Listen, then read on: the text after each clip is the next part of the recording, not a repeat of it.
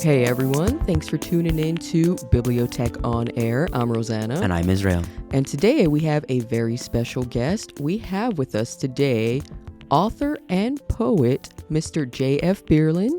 Thank you so much for joining us on this podcast today. Thank you for having me. It's a pleasure. So let's get right into it. Tell us a little bit about yourself and how you got to be, the well-traveled, well-educated poet that we know you to be. Mm-hmm. Oh my, I have to lie to live up to that. That's quite a nice introduction. Well, let's see. I've kind of had parallel tracks of my career. Many years ago, I worked on Capitol Hill, and I worked and learned about federal procurement. And so I have had a career in that direction where I've worked in business development and federal government type of customers and that sort of thing. And presently, I'm working for I'm semi-retired, but I'm working for a small firm called Coley Government Contract Services.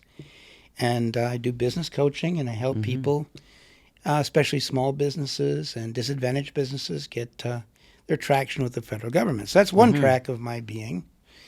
And then also you asked about my adjunct professoring. Yes. That's a verb? Yes. Adjunct. My adjunct professoring came out of that Capitol Hill work, and I worked as an adjunct professor in the Washington semester and World Capitals program. And I did, oddly, similar thing to do I today. I was coaching people through their internships and research activities, and that was a pleasure. And so that's one track of my being. Yeah. And the other track of my being is, writing. And interestingly enough, when I was... it wasn't the concentration of my studies. I had a minor in humanities, and I had got the minor in humanities because I love to read. And in the course of that minor to humanities, we had read literature from around the world. We've read mythology. We read epics and that sort of thing, and I really enjoyed that. But it was like, I don't know if they'll ever make a living on that, so I'm not going to pursue that too much. But it became a passion with me, and that's how Parallel Myths came to be 30 years ago. It was, it's interesting to me. I think what I thought most intrigued me is how myths tell you what make people tick. And how across different cultures. You can take a culture like ancient Greece or ancient Persia or ancient Mexico, and there's human being things that are common to all of them. And that really intrigued me. And I have to say that it's been a very fun book. It's still in print, and it's been translated into Portuguese and Spanish. Wow. I got to help with the Portuguese and Spanish. That's awesome. Yes, and it's very funny. I make jokes to my family that I'm probably the best read myth author in Brazil right now, which is good. I have friends and people there. But anyway, to make a long story short, so that kind of intrigued me, that whole area. And then as a result of that, poetry happens. But as I was saying before we got on here, an extraordinary thing happened in 2012. I was on the roof of my house, and I fell onto the upper deck of my house and broke my spine, nearly severing my spinal cord. And I always refer that, it was March 19th, 2012, and I refer to that as my second birthday. Because everything in my world changed after that, and it was just an extraordinary experience. And I had so much love and kindness and support from people I worked with at Coley, and my family and friends and distant relatives in France and Brazil and all kinds of places I heard from. It was really quite wonderful. And it changed my perspective on everything. I like to think I was a happy, cheerful person before, but I think that it did something major. It was kind of like, okay, now you should pay attention to what's important. Yeah. Gratitude, human values. When I was in the rehab in the hospital, it was the most incredible lesson in human values you'll ever see, because there were all kinds of people there. All ethnicities, races, colors, religions, flavors of ice cream, everything, helping me and being very kind to me. Yeah. And seeing people who had some really serious issues as well, that far more serious than mine. And I left there with this sense of gratitude and an appreciation for humanity generally. And that's kind of what my poems are about. If you mean, like Israel and I were talking a little bit, my poems are about that. That the value of human beings, their kindness, their purpose. What is that keeps them going? What kind of, what drives them? That whole thing. And I find it funny because I talked about my career with government procurement stuff and my career in literature, like the two are two separate tracks. Prior to 2012, I probably thought they were. They kind of merge because when I do the business coaching, it is a question of human values and helping to encourage people and enable them to do some pretty impressive things. And I met some fascinating people and all different parts of the country and elsewhere. And it's been a pleasure. I'm glad that you pull inspiration from the positive side of humanity. Definitely. Because poetry can come from all different feelings and emotions and thoughts, and it can be kind of dark. It can be pretty dark very sometimes. much so. There's a lot of dark poems out there. Rightly so. You get in a certain mood, and you let it all out. The Portuguese poet Pessoa comes to mind. It's like beautiful poems, but dark and depressing, and the black side of life that the black dog of depression, hounding you. And they're valid poems and they're meaningful, but I don't think that's what message I want to convey, especially in the environment right now. Yeah. Respect and kindness and that sort of thing is something I think we can sow as much of it as we can. Yes. We want to put as much of that as we can out in the world. May I ask, who are some of your inspirations? Authors, poets? Oh, yes. Golly, where do I start? I like Carlos Fuentes a lot because he does this cool thing where he interweaves some of the mythology and the culture and Western Civ stuff and Mexican stuff all together to pass a message. And I actually had the good fortune to meet him on occasion. Wow. Very nice. Neat guy. Very nice. He was a neat guy. And I find those very interesting. I read everything I can. I like nonfiction and fiction. I'm studying Turkish. We've made 4 trips to Turkey. And, wow. And and she's going to hear this, I have a lovely Turkish teacher, Miss Seda Surel.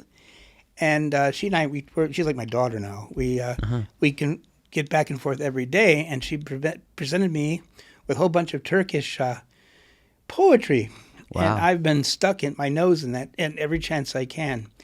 But there's just so many sources that you can look at. I really like Rumi.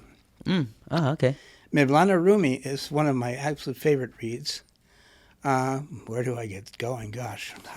I think I'll fill up the podcast with names of authors and books that I'd like to read. But I read nonfiction. I read and poetry. And but funny thing is, when I'm reading poetry, I go back and edit my own and say, this stinks, man. I gotta fix this. This poem is badly broken. Do you, by chance, look back on past work? Let's say even you wrote 2 novels. 2 books. Looking back on, I guess, the structure, the syntax. Oh, yes. And you're like, oh my God, what was I thinking? You read my mind. I had a really negative review of one of my books. Oh, no. No, and I read it and I said, actually, everything in this negative review, I mean, most of my reviews, I 4.5 out of 5 on Amazon. But actually, the negative review, I started reading and going, this is, of course, 25 years after I wrote it, right? Like, she's got a point here. A couple of things that she's right on the money about, I've got to agree with. Or someone will find error in there, a factual error. And that drives me up the wall. Oh, man, yeah. I can only imagine. 30 years later, it's like, what were you thinking? Yeah. And I put all my sourcing in the back, you know. So what I did is, this is what OCD I was. I'd go back and look at the source 30 years later and say, oh, wait a minute, did I misquote this guy? Total paranoia about that. But, it is what it is. And like I say, it's been adopted as a textbook by many colleges and universities. Wow, and that's awesome to hear. That's very impressive. Yeah. Thank you. Yeah. But I hear from people all over the place, I've got fan mail from some weird things. Apparently, it was very popular in a couple of prisons. Oh, okay. So prisoner number 728 or somebody said, "That's a great book you wrote." You know, so that was pretty neat. And of course, people in other countries I've heard from, and so it's neat. It's fun. But you know, Parallel Myths was written 30 years ago. And to go back to your question, Israel, you know, it's a different kind of guy, I think, than writes today. Mm-hmm. Yeah, which is the natural progression of things, especially, you know, undergoing that event in 2012. You know, you're where you at now, you're not going to be the same person. Well, one would hope that I've matured a little bit in 30 years. I think the whole experience of that is just, you know, living a life of gratitude, and my poetry is an expression of that. Yeah, definitely. I do see, so we read a lot of books here, right? We review a lot of books for our podcast, and tapping into the other side of traumatic events, you know, where they undergo an event and they go the left side. Yeah. You know, yes. it affects them very negatively. And we see, I mean, it's in the form of serial killers, it's in the form of very bad people, you know, and so I'm glad to hear a firsthand experience of an event that you underwent, and now you're producing so much poetry, and it's so beautiful. Oh, thank you. And I love it. You know, it does exactly what you say, that you want to bring some more liveliness and good into this world, right? And I love that, and I appreciate that, and Well, I thank you so for that. much. Well, also, I think, you know, an experience like that, you open your heart to people who are going through something. Yeah. You know, I think one of the things that happens is you're a better listener. Mm-hmm. Of course, when you're in rehab, you have not much more to do than listen and read, right? So you become a better listener. And I think you're a better poet and writer the more you become a better listener. I wish I would have known that 30 years ago. But the more I listen to other people, the better my poetry becomes. Mm-hmm. And we will be back after these messages. Check out the novel Severance by Ling Ma. Candice Chan, a millennial drone self-sequestered in a Manhattan office tower, is devoted to routine, so she barely notices when a plague of biblical proportions sweeps New York. Then Shen fever spreads. Families flee, companies halt operations, subways squeak to a halt. Soon entirely alone, still unfevered, she photographs the eerie abandoned city. Candice won't be able to make it on her own forever though. Enter a group of survivors led by the power-hungry IT tech, Bob. They're traveling to a place called the Facility, where Bob promises they will have everything they need to start society anew. But Candice is carrying a secret she knows Bob will exploit. Should she escape from her rescuers? A send-up and takedown of the rituals, routines, and missed opportunities of contemporary life, Ling Ma's Severance is a quirky coming-of-adulthood tales and satire. If you're interested in checking out this book, it's available in Hoopla. So check it out for free with your BiblioTech library card today. And now we're back. And so, on the topic of your poetry, do you begin with like a certain theme or with maybe a feeling, and then you take off from there? How does that work? Somewhat. It's really a very it's really a very humorous process. I have on my desk a legal pad, and I will talk to somebody or think of something, and I'll write 5 words out. Give you an example.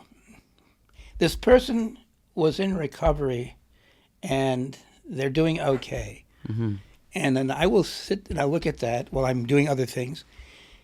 Why are they okay? What did they tell me that I had to listen to? What did they identify that is a universal piece I see. that we all can get something from? Or similarly, when something really traumatic happens in the public sphere, it'll be, what can we do to help? What can we do to humanize people? Because the biggest problem, you know, is dehumanization. Yeah. That, you know, it's easy to kill someone if you don't think of them as a human being. And I think that's like a mission. I always make the joke, my mission from God is to tell people that other people are people, you know? Yeah. And I think that's a very important thing to do. And that's like very simplistic, but it's really a big part of what my poetry is about. I like that. I like that. Yeah, because I mean, we get very caught up in our own lives. You know, we forget other people are living their own lives and how difficult it is.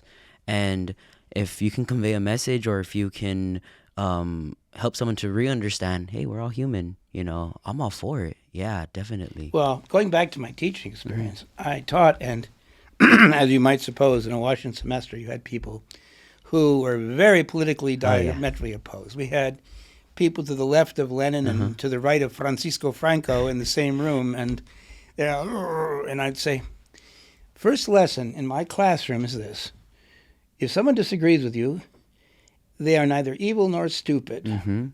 They're standing in a different place in the globe. Now, I may not agree with you. I may vehemently disagree with you, but you are a human being, and there's reasons why you think what you think. That's a really tough question right now for people. You know, I'm not holy. I mean, I have my thoughts, and I have my grumblings and so on, but ultimately, melted down, I think that the key is to realize that people are people. You know that song, "People Are People." Yeah. Why should it be you and I should treat each other awfully? It's so true. And we have this very polarized society. I'm wondering if we're more polarized, by the way, according to the news media, than we are as human beings, right? Like some of the nicest people I know agree with me, disagree with me dramatically with politics or whatever, but they're really nice people. Yeah. You know, I might think that what they think isn't nice, but they're pretty nice. Yeah. And so I think that, you know, in this environment, it's very important to not dehumanize people, but to see people as people. Yeah, definitely. Do you dabble in, so you speak 7, working on Turkish, correct? Well, it's defined speak. You know, there's different levels of that, right? Like we can have a very intelligent, intellectual conversation in Portuguese and Spanish and French. And we can have and English, I would hope, and we can have a pretty okay conversation in German. Okay, just don't bring any too abstract concepts in here. I was. No. And I can order you a salad and some iced tea in Arabic, you know, and in Turkish, I'm you know, here and there. But Gotcha. But I think that's a very interesting thing, because I find that when you learn a language, it also humanizes people. You start, you know, I've made a joke to someone once. I said, people think because if you're Spanish speaking and you talk to somebody in Spanish and they don't understand you, you might think they're dumb. If you speak English, you talk to somebody who doesn't speak English, you might think they're dumb, right? But the minute you learn the other person's language, this whole world opens up to you. Yeah. And you realize that they have some very interesting things to tell you. And I remember having a conversation with a friend of mine who was like frustrated because he was a native speaker of Spanish. And he said, I really get tired of explaining myself. And I said, well, it's good. Keep explaining yourself. Do that. That's the best thing you can do. Because the person on the other end who doesn't quite understand you is not dumb. They just need an explanation. Yeah. And my Turkish teacher said something quite interesting. She said that my voice register changes when I speak different languages, like Turkish. Because she'd heard me speak Spanish, she'd heard me speak Portuguese and Turkish. And she said, when I speak Turkish, my voice rate goes down. Why this is, I don't know. But when you learn a language, I think it's almost like you develop a new personality. Right? Okay. Yeah, it's like I think of my Turkish self, my Spanish self. Your Turkish persona. My Spanish persona, my English persona. And we were in Tunisia, my wife and I were traveling, and they speak French it's like the common, you know, language of business and so on. And they speak a form of Arabic that is totally, you know, it's like the dialects are just completely different. Arab, yeah. And so I, you know, tried my little bit of Arabic and then go, huh? But I spoke French for like 5 straight days. You know, it was like that. And I got back, and I have to laugh because it was like, oh, I just had like a chain of paragraph in my mind in French. Wow. That's too weird. It's too weird. And then when we were in Turkey, there's a new museum dedicated to the Hagia Sophia thing. And I don't know, it was really funny because, so I got the headphones thingy in Spanish, And my Turkish teacher said, "Why didn't you do the Turkish one?" I said, "Because I understood everything in the Spanish one." And it was kind of cool because they were trying, it just sounded the way they told the story. You know, it sounded differently. Yeah. It's the same story, but it sounds different in Yeah. different languages. And that's kind of an exciting thing, too. Yeah, it just sounds like learning a language.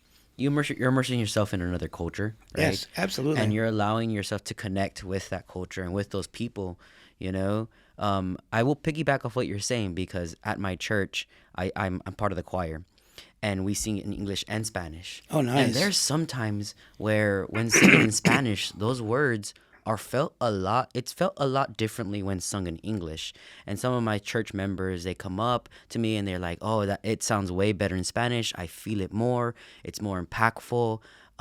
So I can definitely understand where you're coming from. Well, this being Lent, Amémonos de Corazón is a lot more hit my heart Yes. than I feel very sorry about things. It's more of your soul wrenching. You're like, you know? "I'm sorry, yes. Help me. But it is funny how that works. I agree with you. Mm-hmm. And the wisdom and the intelligence of a language comes out too. Like there are like Turkish Yes. expressions and that I'm learning that are like, that is just exactly what, the perfect description of the situation. Yeah. And it's so funny how that there's words in another language that the don't English work. language won't translate No, at all. no, Yeah. absolutely not. And have you transcribed your poems into other languages? I am in the process of doing this. I've done, if you look at my website, I did one into Turkish. Mm-hmm. And it's really funny because I had my Turkish teacher and some Turkish friends look over at my first draft. Mm-hmm. And they're like, "Did you use Google Translate?" I'm like, "No, I sat down. It's very clunky. It's very AI looking, What's that about?" And so then I was like, "All right, I got to be serious here." So I went and I did this, extensive. And I was really proud of myself. And they were just honest. They said, "That's better. It's getting there. It's okay." So I'm trying to do that. My current thing is I'm trying to translate my poems into Turkish. Mm-hmm. I think to translate them into Portuguese or Spanish is too easy. It's like, and I'm 68, soon, and I want to keep the brain cells working. Mm-hmm. So I'm going to try and take a little harder path as opposed to an easier Give yourself a challenge. challenge. I Yeah. like that. Yes, very good. And have you dabbled in maybe doing a combination of English and Spanish or Portuguese, like for a poem? I have. It's funny. It's really funny you should say that. It's like one of these things. How would I put it?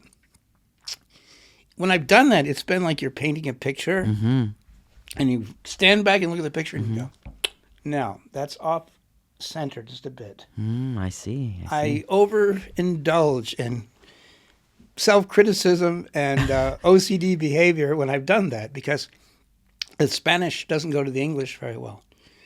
The Portuguese doesn't go to the Spanish very well or English very well. Or I said, I've taken a Portuguese-ism and put it in a Spanish phrase. It's clunky. That type of thing happens. Yeah. And so don't do that. But that's a really interesting idea. Yeah. Because, in some of the novels that we've read in school and things like that, it's San Antonio's predominantly Hispanic. A lot of it's, there's English and Spanish in some of these books and things like that. And even in movies as well. Of course. When they portray a Hispanic character, they'll throw in a Spanish word and sometimes it's really felt, We previously read a book called The Family Izquierdo by Ruben de Gollado. I'm not sure if you're familiar. I've heard of it, yes. Great book. Very great good guy. book. And it's laid with Oh, I Spanish love and that. English, right? They're a Catholic family, so there's Catholic traditions laid out in the book as well. And I'm Catholic, Hispanic, and so I really found myself in that book. And I think that's what, having a poem or even a book that is in two different languages, I think it allows for that connection that you had mentioned. You have a good point. And, it's interesting you say that because a lot of our local poets do that. Mm-hmm. They will, mix the two, and I think it works for them. Yeah. I think I'm far too OCD to make it work just yet, but it does work. And the other thing, it's funny you should say that, is my wife is also studying Turkish. And so we have these creeping Turkish, and for 30 years of marriage, we've had creeping Spanish and Portuguese and things, and French for all that time, and some German words because she likes the sounds of German. But now we have Turkish terms that we use all the time, Yeah. And like say we're driving, and it's wet, and we got a little too close in the car. I used to go wah, and now I don't. I go bak, which is Turkish for look, or shuf, shuf, which is Arabic for look, because it sounds better than wah, doesn't it? It definitely does. It definitely does.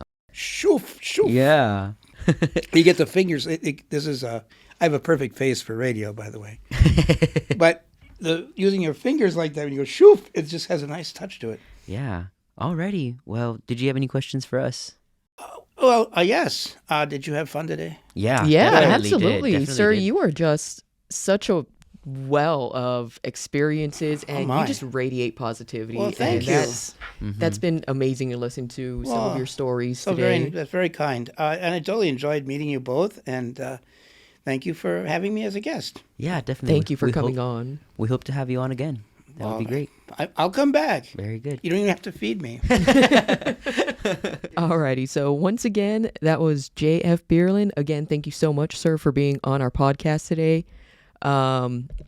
Make sure you guys check out some of his poetry on his website, jfbierlein.com. .com. There we go. All right.